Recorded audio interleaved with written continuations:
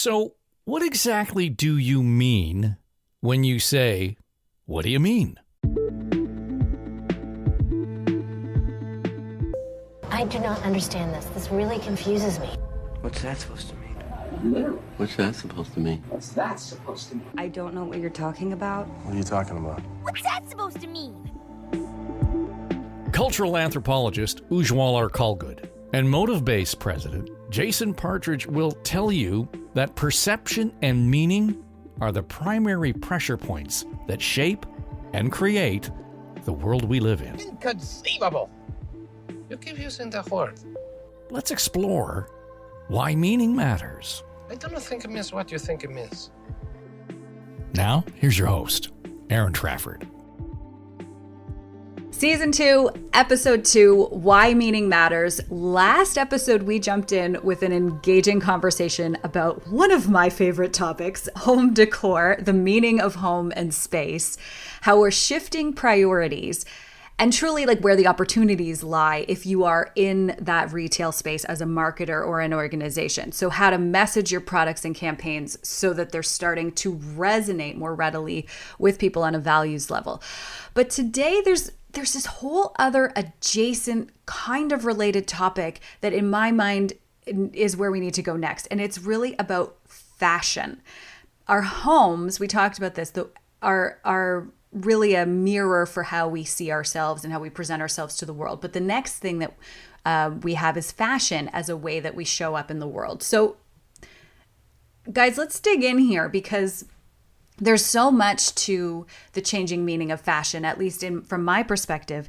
If we start in the homes, during the pandemic, what we saw a lot of people doing was clearing their closet and donating a whole bunch of stuff. And I don't know about you, but like on Instagram, I was being constantly fed for about 6 months the sustainable capsule wardrobe, eco-friendly, this is what you need kind of messaging. And so let's start with that. Like, I mean, is that exemplary of where the meaning is shifting?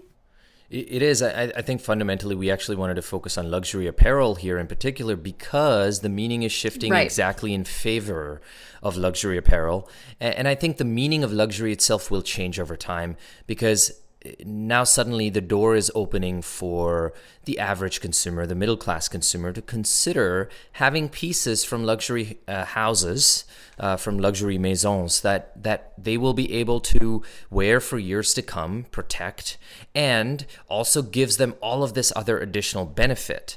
And there are 3 in particular that we want to dig into. And I'll start with the first one, the most obvious one, but also I think one of the most powerful drivers, which is the secondhand market or the circular economy.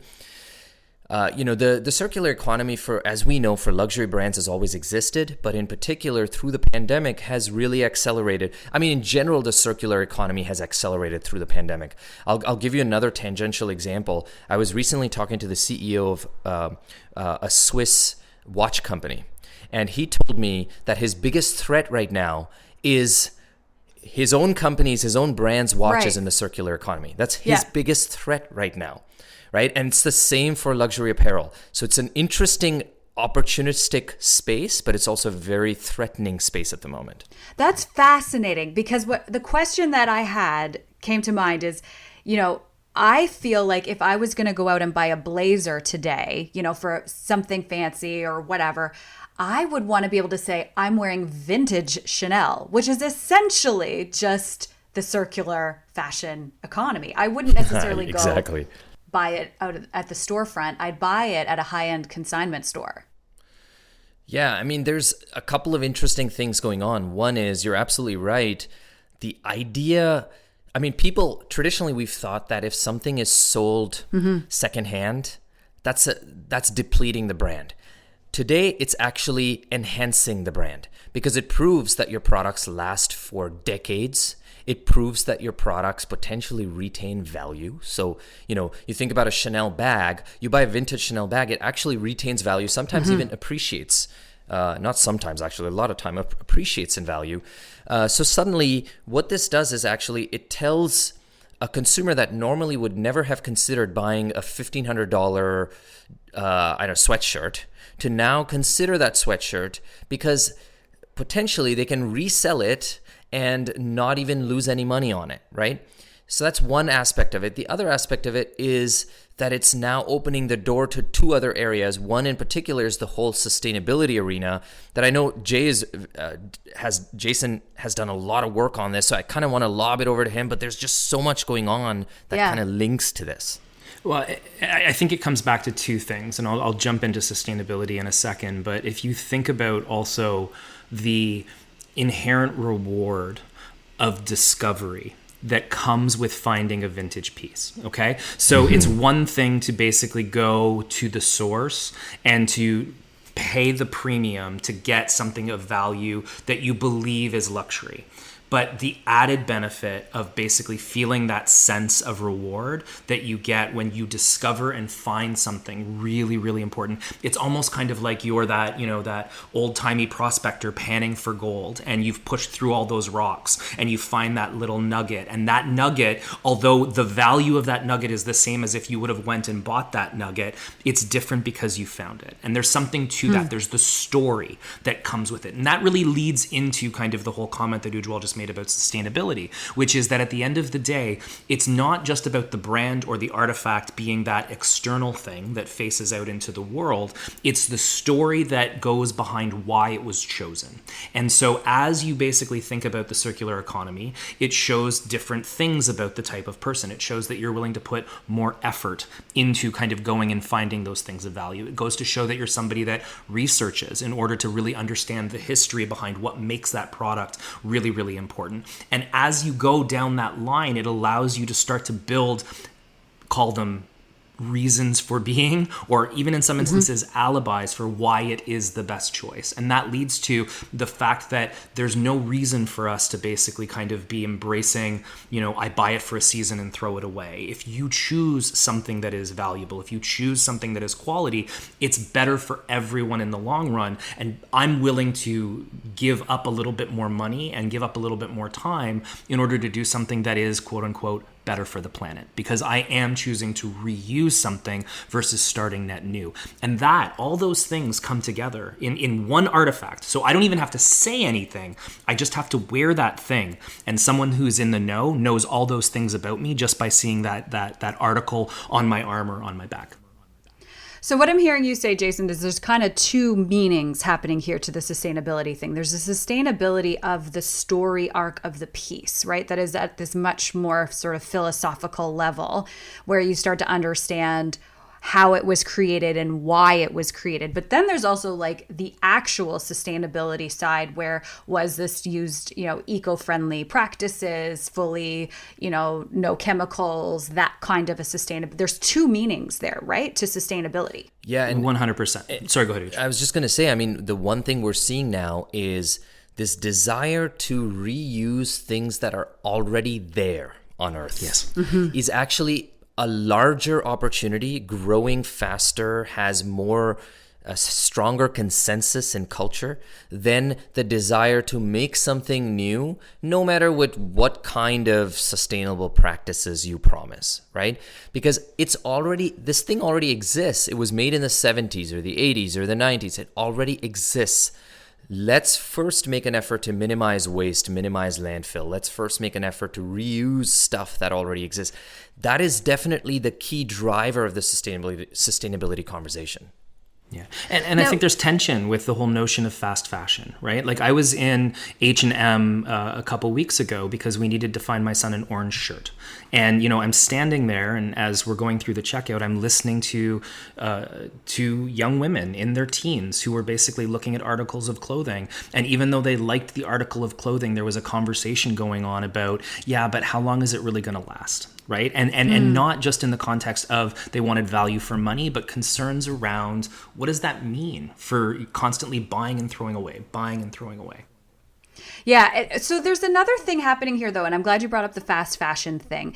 It's that I love to have conversations about, the secondhand market and buying beautiful brands in a vintage setting and the sustainability thing.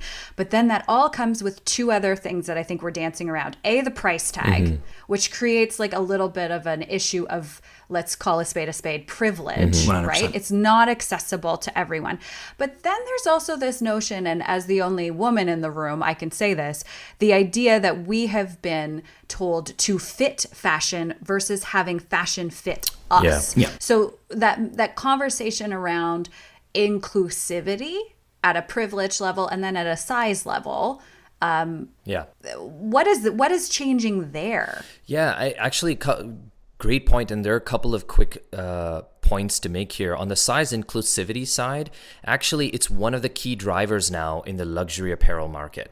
And, one of the things you'll notice is when you look at, you'll see this even on the streets, if you look at somebody clearly wearing a vintage piece of clothing, usually it's oversized, especially nowadays. And that's sort of become the quote unquote style. But it's not just the style. It has so much deeper meaning behind it. And what is that meaning? The meaning is exactly the point you made, Aaron. I don't need this thing to fit my body in the way that traditionally I've been told it should, especially for women. And so size inclusivity actually has become a key driver. We're seeing it rear its head with vintage pieces, but it's also now a key driver for modern new pieces. So if you're a luxury apparel brand, you cannot get away from size inclusivity. And I have to clarify here, size inclusivity doesn't mean just making sizes 8, 10, 12, whatever. It means designing clothes for regularly shaped women. And a client of ours or a company that we work with recently said to us, we wanted to design something that was for women who have had a couple of kids. Yeah. Because it's the real women that we want to design this for. And then we can size it down and up. It's for women who have had a struggle in the past to find clothing that makes them feel good.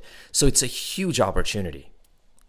And then making it accessible. That's the other thing, is not having everything be that, $1,500 sweatshirts, right? Is this where the opportunity is, Jason? Like, if we want to really dial this in? Well, I think that we're starting to see an evolution in what mid-tier retail means.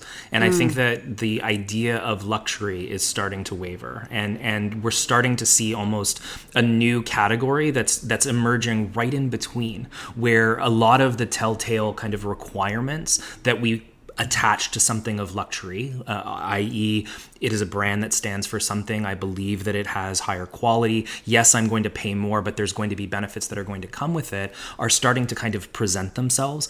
I think of Cause, for example, as an Asian brand that is really kind of borrowing from very functional, very kind of clear, easy to incorporate pieces that can work with luxury pieces that get incorporated into it. And again, I loved that when we talked about home, we talked about Lego piece. Again, this is the thing that we need to take into consideration when it comes to fashion as well, is that how am I able to manipulate my clothing in such a way where I can incorporate a high-end piece to work with less high-end pieces in a way that allows me to really have a robust wardrobe. And I think that's what's going to be really interesting moving forward. And I just wanted to add one thing to that.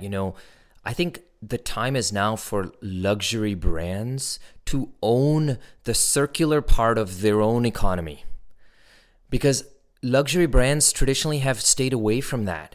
The circular part of their business has been owned by other companies who specialize in that. It's time for these brands to own that, because then they can shape the narrative better. They can do and solve the problem of access, of inclusivity, both in terms of price, in terms of size, in terms of what they stand for. There's so much a larger opportunity there, but they need to step up and own the circular part of the economy. And who's better to tell the story of that clothing and those brands than the people that created it? Exactly. Brilliant. As usual, mic drop fully. All right. That was episode 2, Why Meaning Matters. Thanks so much for tuning in. If you're enjoying the show, make sure you subscribe and share with your colleagues, and send us a comment or question if you so desire. You can reach us at hello@storystudionetwork.com. We'll see you in the next episode. Thanks for listening to Why Meaning Matters. with Ujwal Kulgood, Jason Partridge, and your host, Aaron Trafford. Inconceivable! You keep using the word. I don't think it means what you think it means. Why Meaning Matters is produced for Motive Base and the Story Studio Network by Eye Contact Productions.